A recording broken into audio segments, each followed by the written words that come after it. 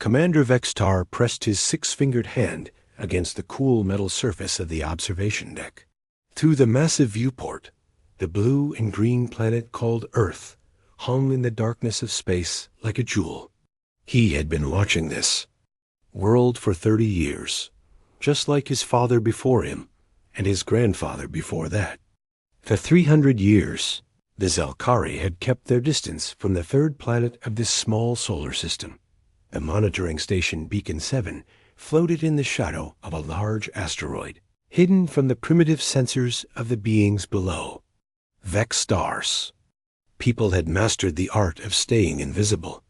Their ships used advanced cloaking technology that bent light around their hulls, making them invisible to both eyes and machines. "Commander, we have movement in Sector 7, called Scanner. Operative Zilith from her position at the detection array." Her voice carried the usual tone of boredom. That came with watching a species that had not yet discovered faster-than-light travel. Vextar walked over to the scanner station, his long purple robe swishing behind him. The Zelkari were tall and thin, with pale blue skin and large black eyes that could see much more than human eyes. They had evolved on a world with 3 suns, and their eyes had adapted to filter different types of light. What kind of movement? Vextar asked, though. He expected the usual report. The humans were always launching their crude rockets into space, usually carrying satellites or supplies to their small space station that orbited their planet. "It is different this time, Commander," Zilith said, her voice suddenly more alert. "The energy signature is stronger than anything we have seen before. They are moving faster than their usual vessels." Vextar leaned over the scanner display. The screen showed a small dot moving away from Earth at a speed that surprised him.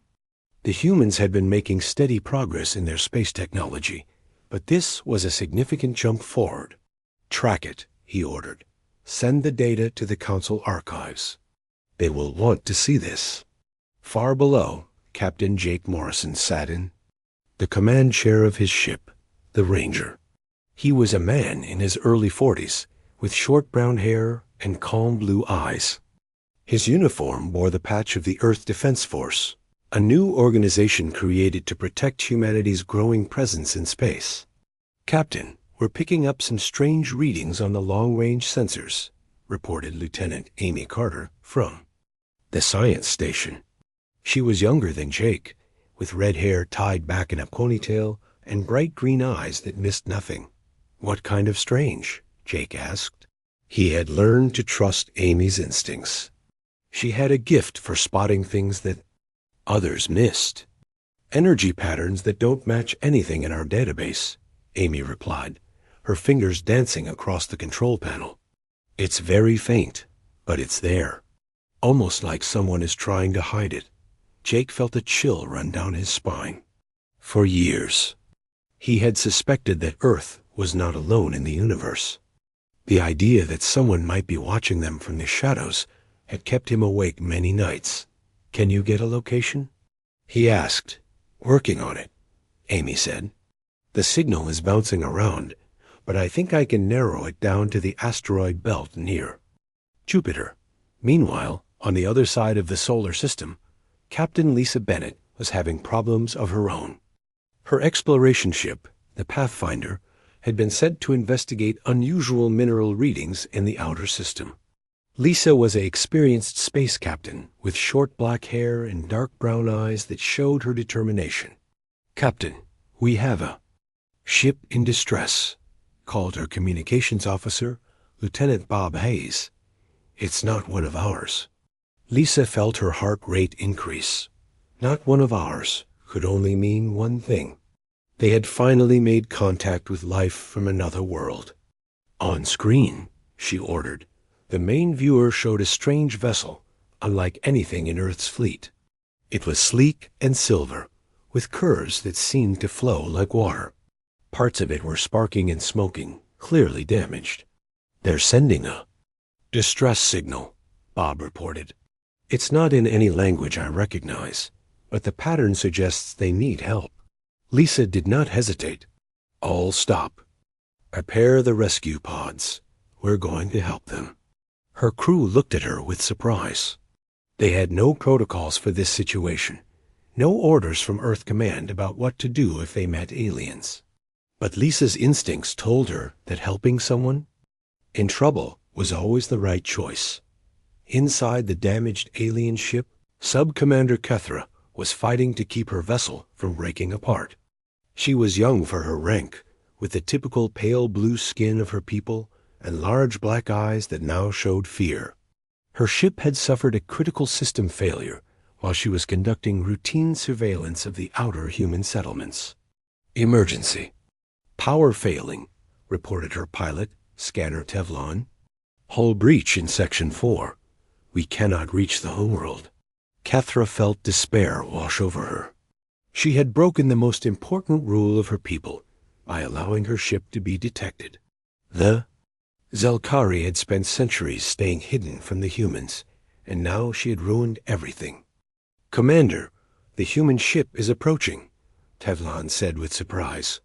"They are launching small craft toward us." Kethra could not believe what she was hearing. According to everything she had been taught, humans were violent and dangerous. They fought wars among themselves and destroyed their own environment. The Council had classified them as too primitive and aggressive for contact. But as she watched the human rescue pods carefully dock with her damaged ship, she began to wonder if everything she had been told was wrong. The humans moved with purpose, but without aggression. Their actions spoke of help, not harm. The first human to enter her ship was Captain Lisa Bennett herself. Lisa moved slowly, her hands visible and empty of weapons. She wore a standard Earth Defense Force uniform and carried a medical kit.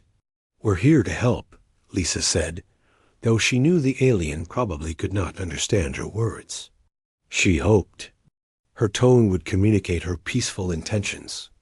Kethra stared at this human female with amazement. The being before her showed no fear, only concern for her welfare.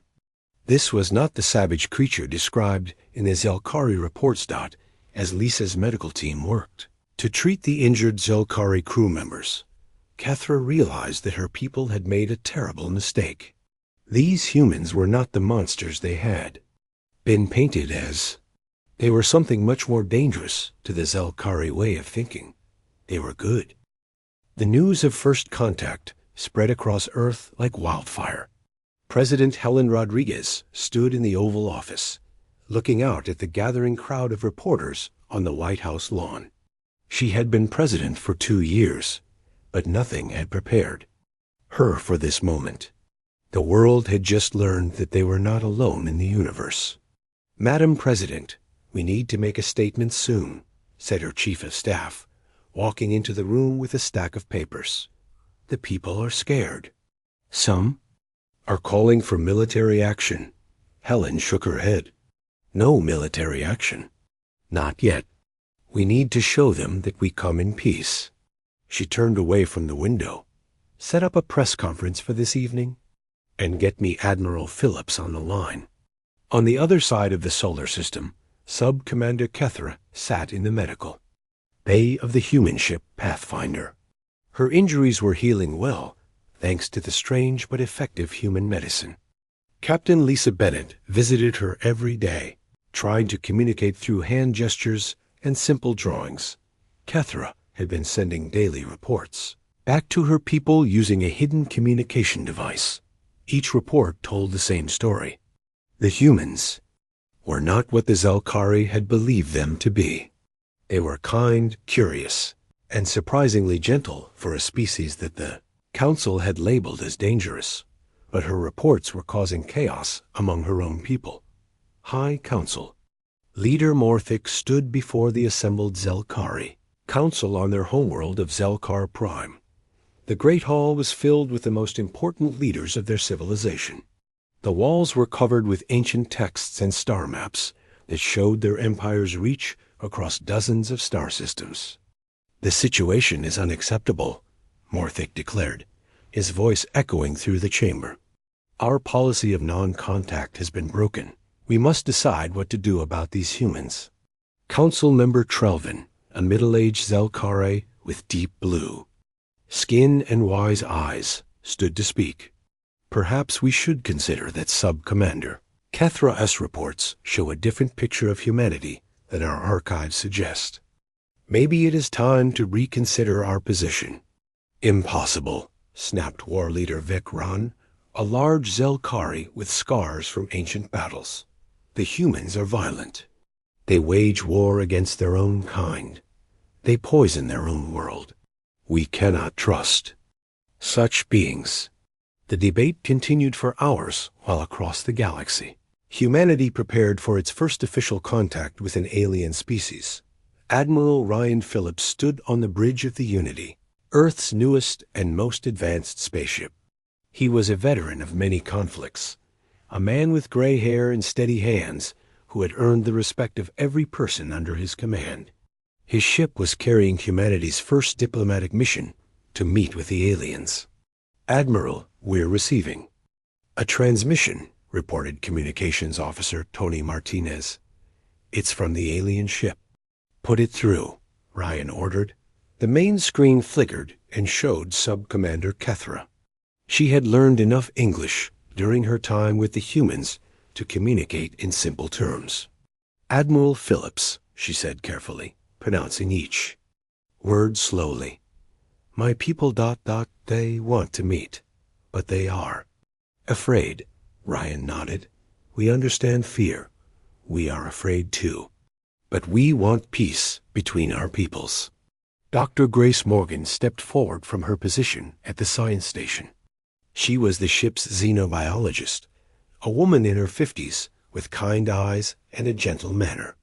Kethra, can you tell us why your people have been watching us for so long? Kethra looked uncomfortable. Long story, old prophecy. Your people match description in ancient texts. Some believe you will save galaxy. Others believe you will destroy it.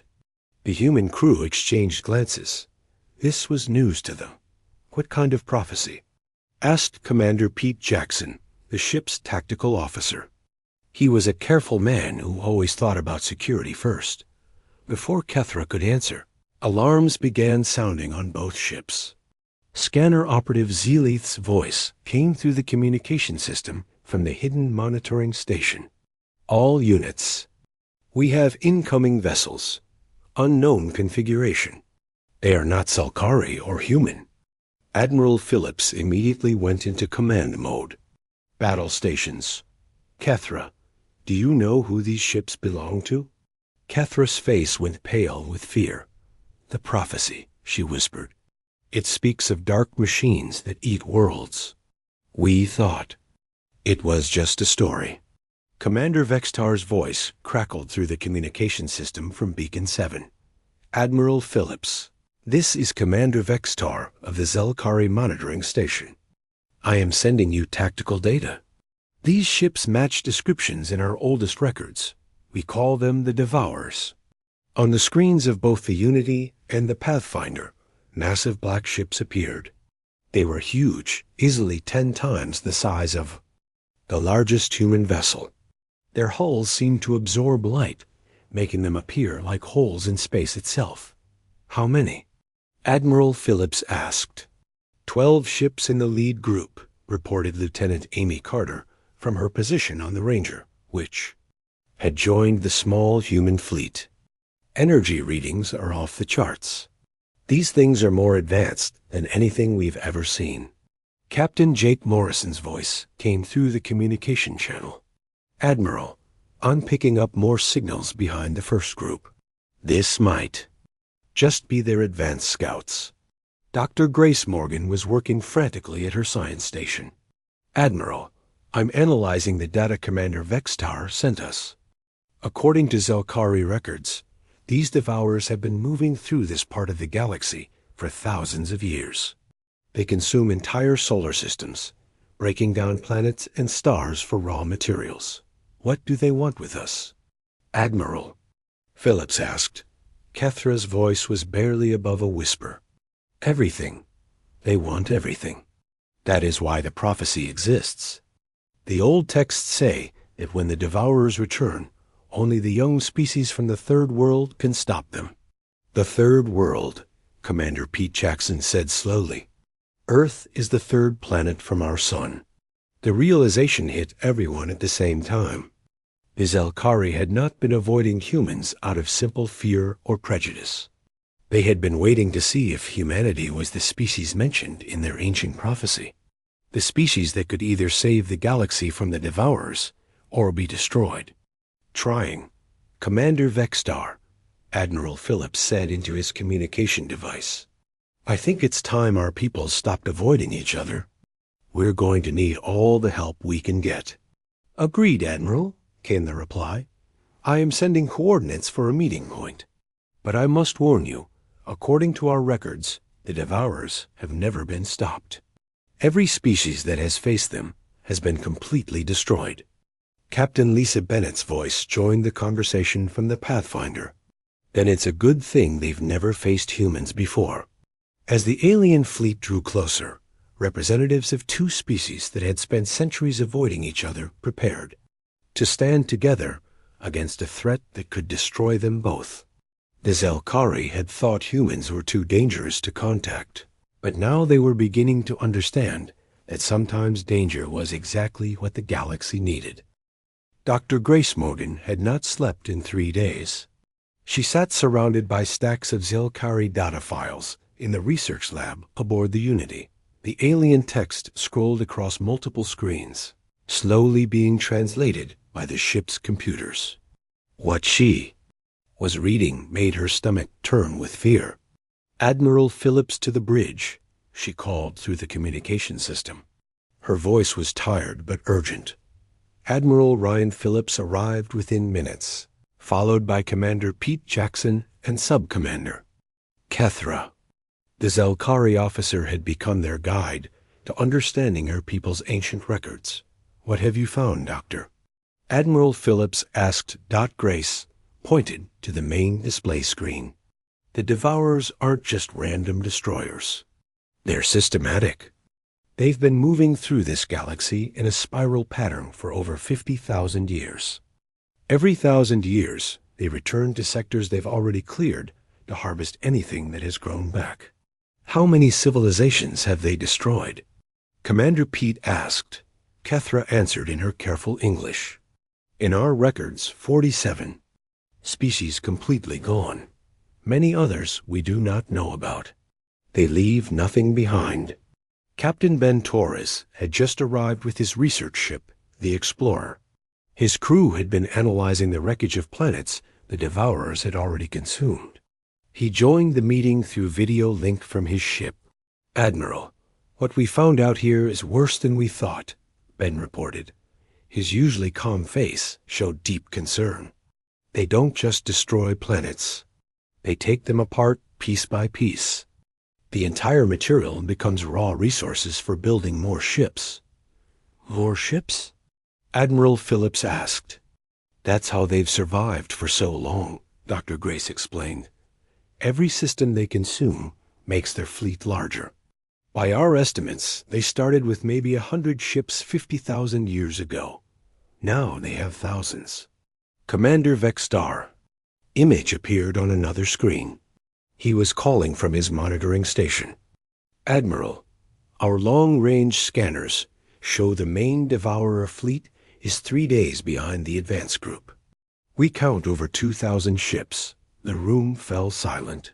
The combined human and Zelkari fleets had less than 50 ships total. There has to be a way to fight them, Admiral Phillips said. Your prophecy wouldn't exist if it was impossible. Ambassador Trelvin had arrived on the Unity for the emergency talks between the two species. He was older than most Zelkari, with skin that had faded to almost white with age. He carried with him the oldest texts from his people's archives. The prophecy speaks of the young species having something that others lack, Trelvin said. We thought it meant advanced weapons or larger fleets. But perhaps it means something else. General Kate Sullivan had just arrived from Earth with a battle fleet of 30 ships. She was known throughout the Earth Defense Force for her creative tactics and refusal to give up. She wore her uniform with pride and carried herself like someone who had never lost a battle. What kind of something else? Kate asked as she joined the meeting. Captain Jake Morrison answered from his position on the Ranger. His ship was now part of the growing Allied fleet. Maybe it's not about what we have.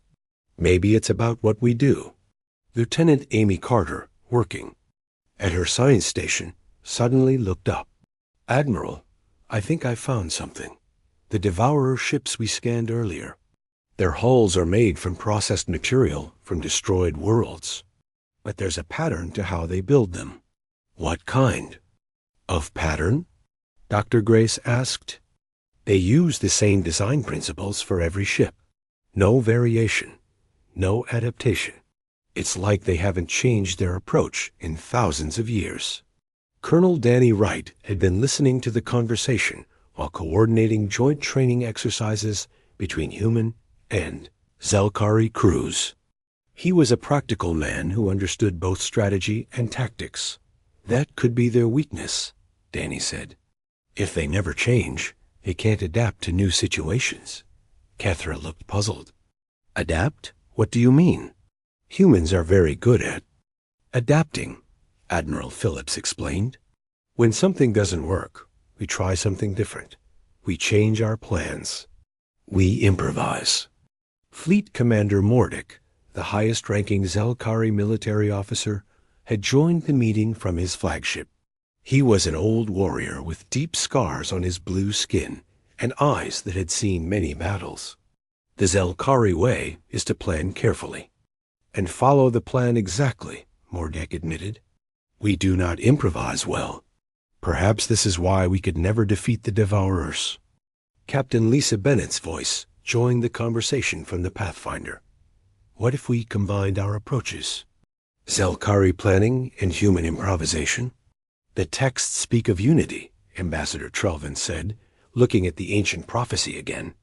Young species and old species working as one. Perhaps this is what it means. Lieutenant Commander Sarah Blake had been quiet during most of the meeting. She was known for her tactical genius and had been studying the Devourer attack patterns. Finally, she spoke up. I have an idea, but it's crazy, Sarah said. The Devourers always attack the same way. They surround a planet and slowly break it apart. What if we don't fight them where they expect? Explain, Admiral Phillips ordered. Their ships are designed for breaking apart planets, not for fighting other ships in open space. What if we attack them before they reach any planets? Force them to fight us in deep space where their tools are less effective? Commander Vextar looked interested. Our records show they have never been attacked during their approach. Every species has tried to defend their home worlds. Because it makes sense to defend your home, General Kate said.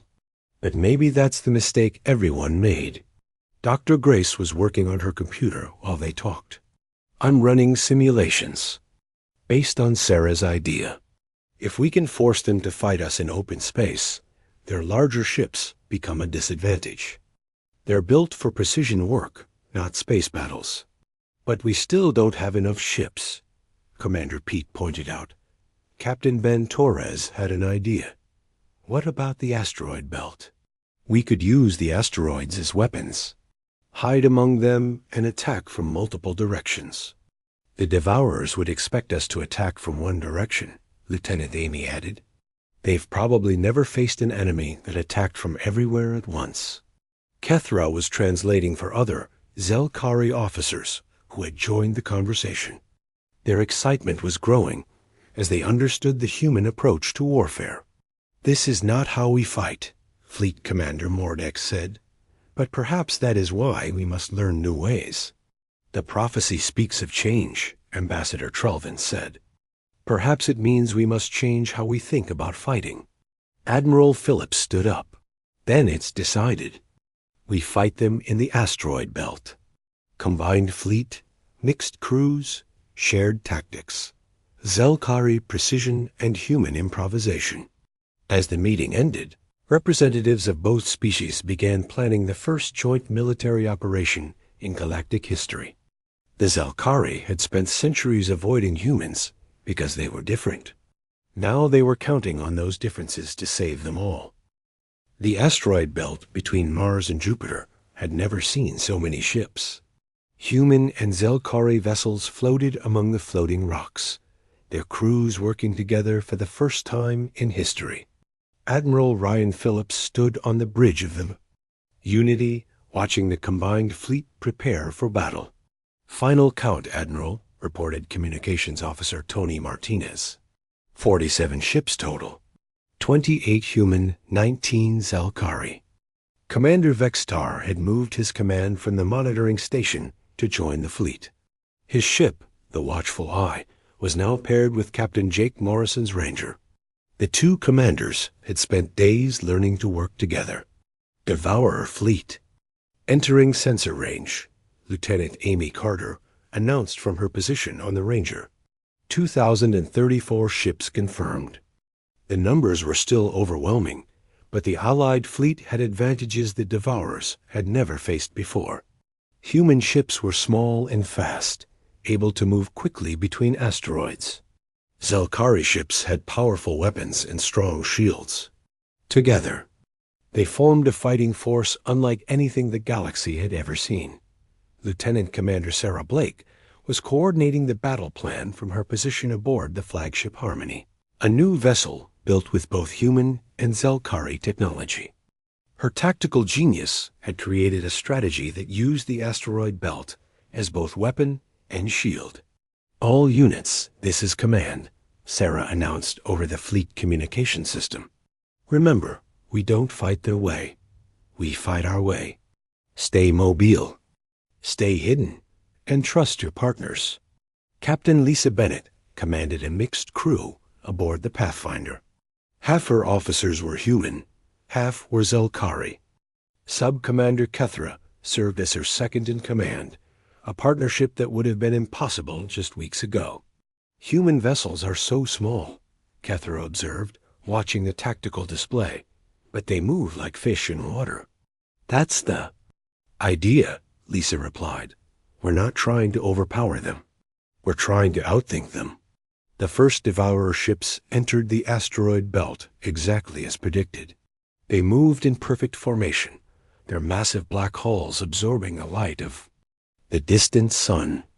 They had faced 47 civilizations and destroyed them all using the same tactics, but they had never faced humans. "Attack pattern Alpha," Admiral Phillips ordered. "All units, execute." The Allied fleet scattered in all directions. Human ships darted between asteroids like dancers, while Zelkari vessels used their powerful engines to push large rocks into the path of Devourer ships. The enemy fleet found itself under attack from every direction at once that Captain Ben Torres led. A group of fast attack ships in hit-and-run strikes against the Devourer formation. His ship, the Explorer, danced between the massive enemy vessels, firing at their engines and weapon systems before disappearing behind asteroids. "Their shields are stronger than expected," Ben reported, "but their response time is slow. They're not used to enemies that move this fast." Fleet Commander Mordick was learning to fight in the human style. His flagship, the Ancient Wisdom, worked together with General Kate Sullivan's command ship, the Defiant. The two vessels used coordinated attacks to confuse the Devourer targeting. "Systems, this is most unusual," Mordick said to Kate through the communication link. "But it is working." "Sometimes unusual is exactly what you need," Kate replied, ordering her ships to change direction suddenly. "The key is to never do what they expect." The battle raged for hours. The Devourers had superior numbers and firepower, but they could not adapt to the chaotic fighting style of the Allied fleet. Every time they tried to form up for a coordinated attack, human ships would dart in to break their formation while Zelkari vessels provided heavy covering fire. Commander Pete Jackson was leading a dangerous mission deep inside the enemy formation. His ship, the Guardian, was accompanied by Colonel Danny Wright's vessel, the Striker. Their job was to identify the Devourer command ship. "There, Pete said, pointing at a massive vessel in the center of the enemy fleet. That ship is twice the size of the others. It has to be their command center. Getting through to it won't be easy, Danny observed. The command ship was surrounded by hundreds of smaller vessels. Dr. Grace Morgan had been analyzing the Devourer ships throughout the battle. "I've found something," she announced from her position on the Unity. "Their command ship is controlling all the others. If we can damage it, the whole fleet might become confused." Captain Lisa Bennett heard the transmission and made a decision. That would change everything. All ships, this is Pathfinder. I'm going to ram the command ship. Prepare to take advantage of the confusion. "Lisa, no," Admiral Phillips called out. "There has to be another way." "There isn't time," Lisa replied calmly. "The fleet is getting tired. We need to end this now." Sub-Commander Kethra looked at her human captain with amazement. "You would sacrifice yourself for people you barely know?" "That's what friends do," Lisa said simply. "And you're all my friends now." The Pathfinder broke from cover and accelerated directly toward the Devourer command ship. Enemy weapons fired at the small vessel, but Lisa's skilled flying kept her ship moving too fast to hit directly. Kethra worked frantically at the navigation console, calculating the best approach route. "Captain, if we hit them at the right angle, we can punch through their main power core," Kethra reported. "But the explosion will destroy us too." "I know," Lisa said. "Get ready to send a final message to the fleet." As the Pathfinder approached the massive command ship, Lisa opened a communication channel to every vessel in the Allied fleet. "This is Captain Lisa Bennett to all ships. We stand together or we fall apart. Remember that." The Pathfinder struck the Devourer command ship like a bullet hitting a mountain. The explosion lit up the asteroid belt like a new star. When the light faded, the command ship was breaking apart, and the rest of the Devourer fleet was drifting helplessly without coordination. "All units, attack now," Admiral Phillips ordered, his voice heavy with grief for his lost friend. The Allied fleet struck the confused Devourers with everything they had. Without their command ship to coordinate them, the enemy vessels could not fight effectively. One by one, they were destroyed or disabled. Commander Vextar found himself fighting alongside Captain Jake Morrison as if they had been partners for years. "Your Captain Bennett was very brave," he said. "She was," Jake replied, "and she was right. We do stand together." The battle ended with the complete destruction of the Devourer fleet. For the first time in 50,000 years, the machine race had been defeated. The galaxy was safe, but the victory had come at a cost. In the weeks that followed, representatives from both species met to sign the Treaty of Unity. Ambassador Trelvin and President Helen Rodriguez put their names on the document that would bind their peoples together as allies. "The Zelkari spent centuries avoiding humans," Trelvin said at the signing ceremony. "We thought you were too dangerous to know. We were right about the dangerous part, but wrong about everything else. You are dangerous to our enemies, not to our friends." Commander Vextar was given a new assignment. He would work with Dr. Grace Morgan on a joint research station called Hope, studying the remains of Devourer technology to make sure such a threat could never arise again. Young Zelkari students visited Earth for the first time, guided by Colonel Danny Wright and Lieutenant Amy Carter. As they walked through the busy streets of New York City, they marveled at the energy and diversity of human civilization. "Your people never stop moving," one young Zelkari observed. "That's our secret," Amy replied with a smile. "We never stop changing, never stop growing, never stop making new friends." The galaxy was vast and full of unknown dangers, but two species that had once feared each other now faced the future as partners. The Zelkari had learned that avoiding potential allies was more dangerous than embracing them, and humanity had learned that they were not alone in their desire to protect the innocent and stand against the darkness. Together, they looked toward the stars, ready for whatever challenges awaited them.